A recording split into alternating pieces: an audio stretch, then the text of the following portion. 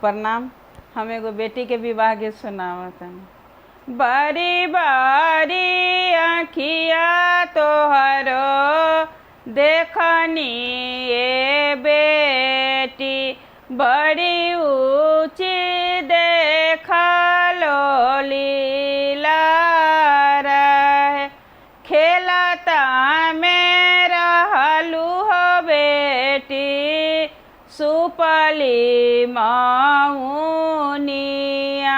हो।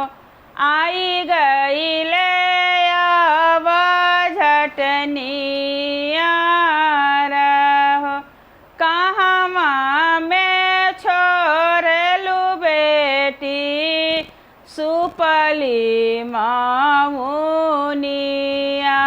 हो।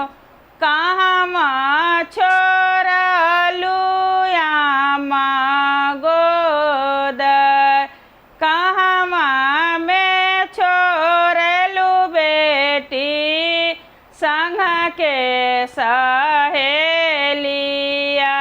हो।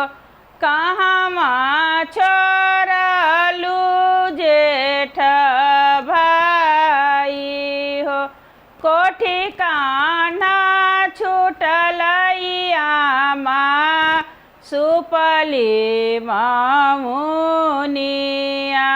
हो।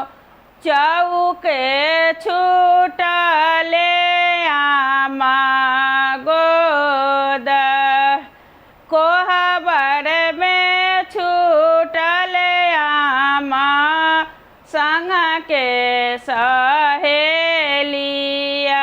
हो।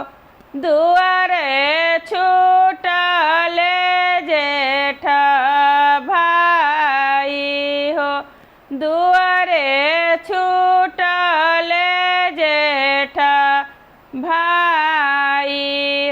एक कोस गईलू हो बेटी, दुई कोस गईलू हो, तीसर कोस लागले पियासा, तीसर कोस लागले पियासा।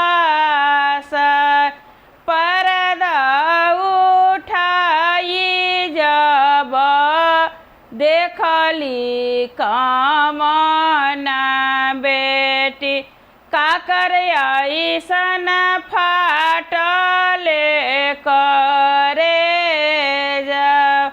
पर्दा उठाई जब देखली सुंदर बेटी, काकर ऐसन